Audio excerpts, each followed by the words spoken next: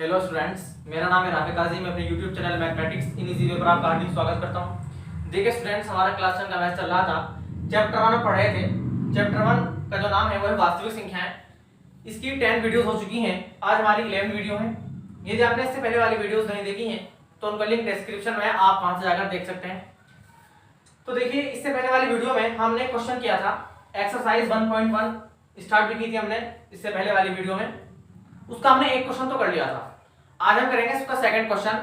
जो पहले वाली वीडियो थी उसमें हमने पहला जो क्वेश्चन किया था उसके 3 पार्ट थे।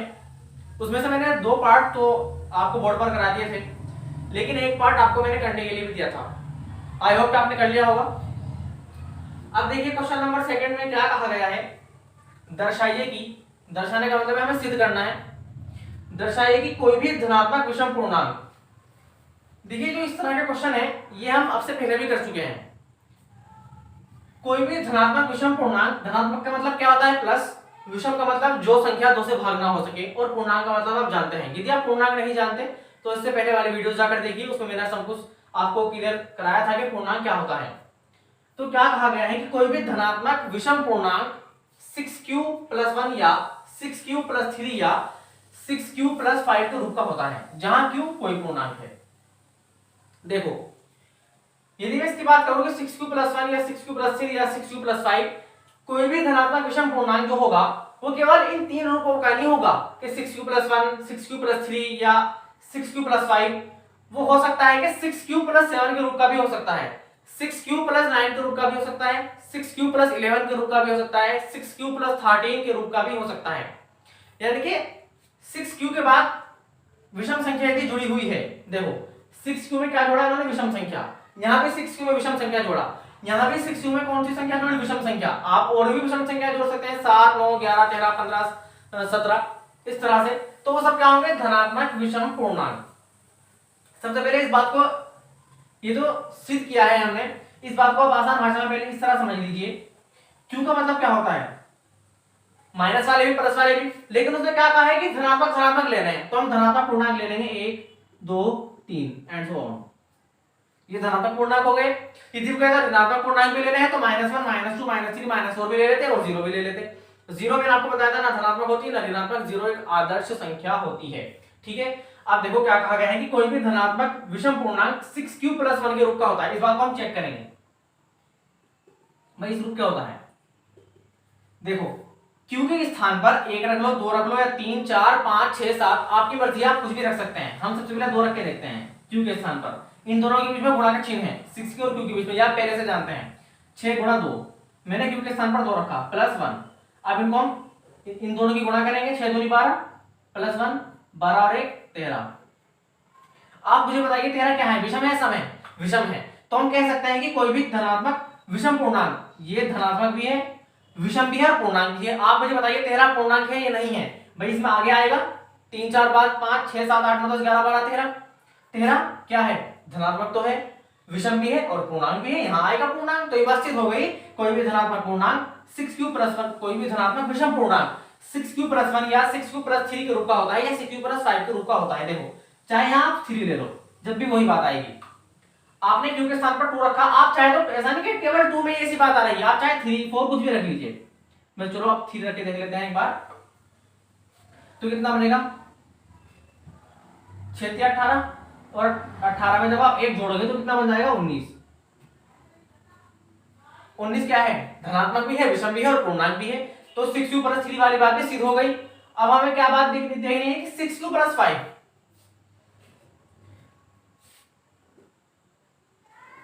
आप q के स्थान पर कुछ भी रख सकते हैं, 3 के बाद 4, 5, 6, 7, आपकी इच्छा है। चलो 7 रख के देख लो एक बार।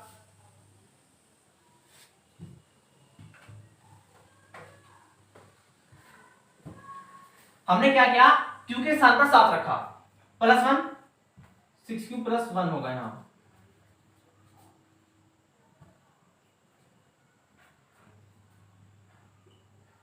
सबसे पहले हमने 6q + 1 को देखा, उसके बाद 6q + 3 चेक किया। अब हम चेक करेंगे 6q + 5। ठीक है स्टूडेंट्स, जब आप 6 की गुणा 7 में करोगे तो 6 7 42 + 5 एज इट इज। जब आप 42 से 5 जोड़ोगे तो कितना बन जाएगा, 47। आप मुझे बताइए 47 क्या है, विषम भी है, धनात्मक भी है और पूर्णांक भी है। एक बार आप 6u+3 का और देख लीजिए। जो मैंने अभी 6u+3 वाला एग्जांपल आपको समझाया था उसमें मैंने यहाँ पर 1 लिख दिया था, वो 1 नहीं, उसको आप 3 कर लेना। ठीक है स्टूडेंट्स, देखो q के स्थान पर चाहे 7 लिखा रहने दो या 9, 10, 11 कुछ भी लिख लो, आपकी इच्छा है। 6q, q के स्थान पर मैंने 7 ले लिया, आप यहाँ से कुछ भी ले सकते हैं, +3, इनकी गुणा करेंगे तो 6 से 42 आ जाएगा, +3, जब आप 42 में 3 जोड़ोगे तो कितना आ जाएगा, 45 आ जाएगा। आप मुझे बताइए 45 क्या है, धनात्मक भी है, विषम भी है और पूर्णांक भी है। तो ये बात यहां पर हमने सिद्ध भी कर ली अपनी लैंग्वेज में कि कोई भी धनात्मक पूर्णांक जो होगा, धनात्मक विषम पूर्णांक जो होगा वो इस रूप का होगा, इस रूप का होगा, इस रूप का होगा या इस रूप का होगा। अब हमें इसको इस तरह से सिद्ध करना है जिस तरह से आपके सिलेबस में दिया गया है।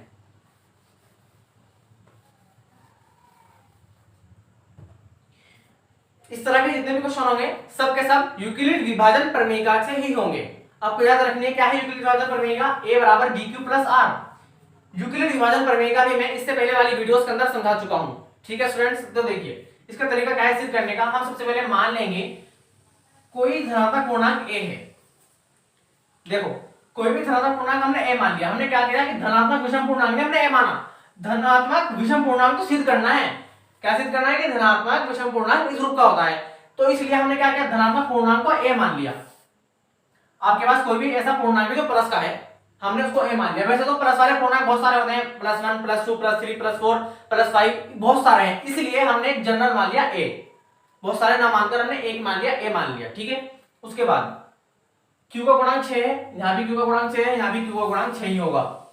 अगर ये इसके अलावा 6u+7 लिखता तो जब भी 6q ही आता, ये वाली जो संख्या होगी q वाली, ये हमेशा सेम रहेगी। यदि यहाँ 4q होता तो यहाँ पर भी 4q होता, यहाँ पर भी 4q आता और यहाँ पर भी 4q ही आता। जो q का गुणांक होता है वो b की वैल्यू होती है, आप ये बात जानते हैं। q का गुणांक कितना है, 6, तो 6 किसके बराबर होगा, b के बराबर, b बराबर 6।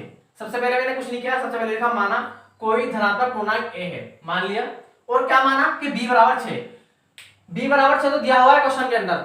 ठीक है स्टूडेंट्स, लेकिन बस हमने ये लाइन मान ली अपने पास से कि कोई भी धनात्मक पूर्णांक a है। आगे देखो यूक्लिड विभाजन प्रमेय के अनुसार हमने इसके अंदर कौन सी प्रमेय का लगाई, यूक्लिड विभाजन प्रमेय का।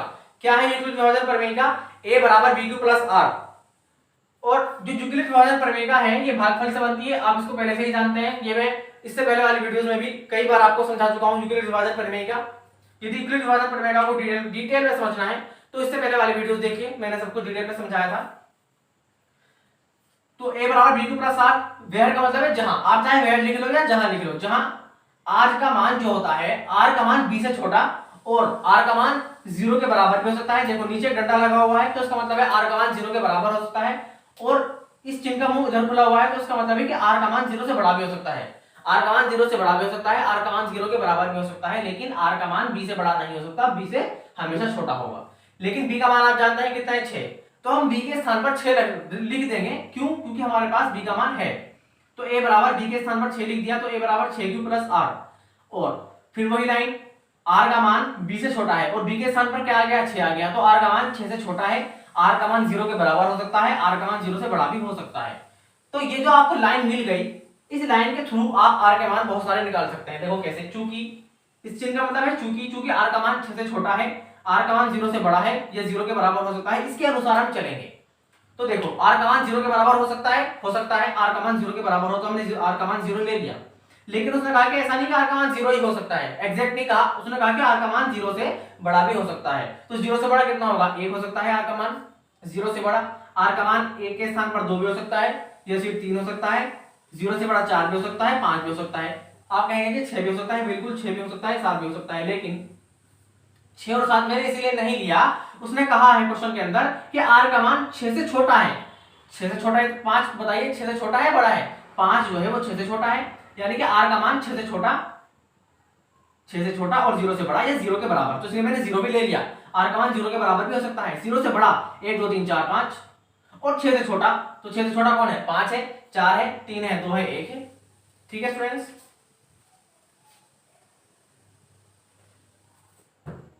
उसके बाद आर के मान कितने आए, 1 2 3 4 5 6, 6 आर के मान आ गए। अब हम सबको अलग अलग लेंगे, आर के जितने भी मान हमारे पास आते हैं सबको अलग अलग सोल्व करते हैं। यदि आर बराबर 0 लें तब क्या होगा, आर बराबर 0 किस में रखेंगे, आर का मान अगर हम 0 लें तो आर का मान 0 यहां रखेंगे। ये आर के जितने भी मान आपको मिले हैं सबके साथ आपको यहां बार बार रख के देखने हैं इस वाले समीकरण में। तो जब हम आर का मान 0 यहां रखेंगे तो कितना आएगा, a बराबर 6q प्लस 0, तो मैंने यहां लिख दिया a बराबर 6q प्लस 0। आप 0 6q के अंदर जब जोड़ोगे तो 6q ही आ जाएगा 6q, तो a बराबर 6q। देखो यहां पर हमें कहीं 6q सिद्ध करना है नहीं, तो 6q को ऐसे ही छोड़ देंगे। उसके बाद आपको इसके नीचे से शुरू करना है, मैंने स्पेस का मैसेज यहां लिख दिया, आपको इसके नीचे से अब लिखना है, क्या लिखना है ये, यदि r बराबर 1, सबसे पहले r बराबर 0 लिया, अब हम लेंगे r बराबर 1, r बराबर 1 तब क्या होगा, a बराबर देखो ये रहा, a बराबर 6q प्लस r के स्थान पर क्या लिख देंगे 1 लिख देंगे, तो a बराबर 6q प्लस 1, 6q प्लस 1 तो चाहिए, इसको इसलिए मैंने बॉक्स के अंदर बंद कर दिया। उसके बाद r का मान 1 ले लिया, अब हम r का मान 2 लेंगे, r बराबर 2 तब क्या होगा, a बराबर 6q प्लस की जगह प्लस r के स्थान पर यहां बनता तो यहां 2 आ जाएगा, 6q प्लस 2 नहीं चाहिए ना हमें क्वेश्चन के अंदर, तो छोड़ देंगे। उसके बाद यदि r बराबर 3 ले तब क्या होगा, a बराबर 6q प्लस 3, r के स्थान पर 3 आ गया तो ये हमें चाहिए, इसको ले लेंगे। उसके बाद 6q प्लस 5 चाहिए, अब देखो r का मान 0 भी ले लिया, 0 लिया, 1 लिया, 2 लिया, 3 भी ले लिया, अब हम लेंगे r का मान 4, यदि r बराबर 4 तब क्या होगा, a बराबर 6q प्लस 4, 6q प्लस 4 नहीं चाहिए क्वेश्चन के अंदर तो इसको भी ऐसे ही छोड़ देंगे। और यदि लास्ट वाला मान बचा r बराबर 5, यदि हम r बराबर 5 लें तब क्या होगा, a बराबर 6q प्लस 5 हो गया, तो ये आ गया। जितने भी मान हमें चाहिए होते हैं, हमें ये चाहिए थे 6q plus 1, 6q plus 3, 6q plus 5, इन सबको बॉक्स में बंद कर लीजिए, यहां तक कोई दिक्कत। अब देखो a क्या है, क्या माना है, धनात्मक पूर्णांक, भाई ये क्या है, धनात्मक पूर्णांक। अब आप कहेंगे कि क्वेश्चन के अंदर ये कहा गया है कि सिद्ध कीजिए कि धनात्मक विषम पूर्णांक है।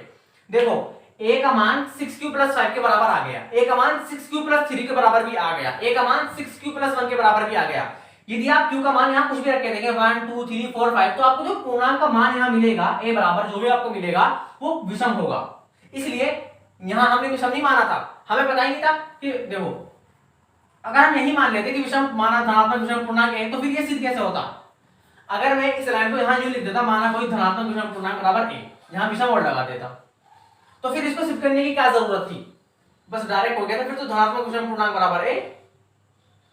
इसलिए हमें यहाँ से पता चलता है कि ये विषम पूर्णांक है। जब आप q के स्थान पर कुछ वैल्यू रखते हैं, जैसे q के स्थान पर आपको क्या रखना है, 1 2 3 4 5 6 7 8 9 10 11 12 13 14, आप कुछ भी एक के बाद कुछ भी लिख सकते हैं और एक भी ले सकते हैं, और एक से पहले वाली संख्या है इसलिए नहीं ले सकते। देखो q के अंदर माइनस वाली संख्या भी आती है, प्लस वाली संख्या भी आती है, और q के अंदर जीरो भी आता है। जीरो और माइनस वाली संख्याओं को मैंने इसलिए छोड़ दिया क्योंकि क्वेश्चन के अंदर क्या कहा गया है, धनात्मक विषम पूर्णांक। जब उसने कहा कि प्लस वाले लेने हैं आपको केवल, तो इसलिए हम प्लस वाले रख के देखेंगे। यहाँ पर आप q के स्थान पर 2 रखो तो देखो क्या आएगा, और अली q के स्थान पर जब मैं 2 रखूंगा तो 6 दूनी 12 और 12 में जब मैं 5 जोड़ूंगा तो 17 आ जाएगा। 17 क्या है, विषम पूर्णांक और धनात्मक भी है, तो ये बात सिद्ध हो गई कि धनात्मक विषम पूर्णांक 6q प्लस 5 के रूप का भी हो सकता है, 6q प्लस 3 के रूप का भी हो सकता है, और 6q प्लस 1 के रूप का भी हो सकता है। चाहे यहाँ रख के देख लो, q का मान 3 रखो, 6 3 18, 18 में 3 जोड़ोगे तो 21, 21 क्या है, कैसा है, विषम है। चाहे यहाँ रख के देख लो आप q का मान कुछ भी, ठीक है स्टूडेंट्स। तो अब देखो यहाँ तक करने के बाद आपको एक लाइन ये लिखनी जरूरी है आपके लिए, अतः अतः का मतलब इसलिए हम कह सकते हैं कि कोई भी धनात्मक विषम पूर्णांक 6q प्लस 1 या 6q प्लस 3 या 6q प्लस 5 के रूप का हो सकता है। देखो अगर इसके अंदर एक बात और होती है, ये भी बताओ कि 6q प्लस 7 के रूप का भी होता है, तो फिर r के मान कितने हो जाते हैं, 6 और आ जाता, r के मान आता 6 और 7 और आ जाते। फिर आपको ऐसे यदि r बराबर 6 लेते, फिर यदि r बराबर 7 लेते, फिर 6q प्लस 7 और आ जाता आपका, ठीक है स्टूडेंट्स। तो ये हमने क्वेश्चन नंबर 2 कंप्लीट कर लिया। यदि इस क्वेश्चन के अंदर आपको कोई भी डाउट है तो आप हमसे कमेंट के थ्रू या व्हाट्सएप नंबर के थ्रू पूछ सकते हैं। मैं आपको अपना व्हाट्सएप नंबर दे रहा हूं,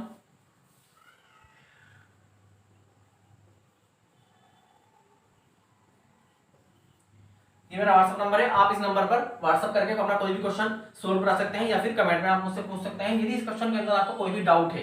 वैसे मैंने सभी डाउट में आपके लेके चला हूं, सभी मैंने क्लियर करा दी, लेकिन यदि अब भी आपको कोई डाउट है तो आप हमसे पूछ सकते हैं।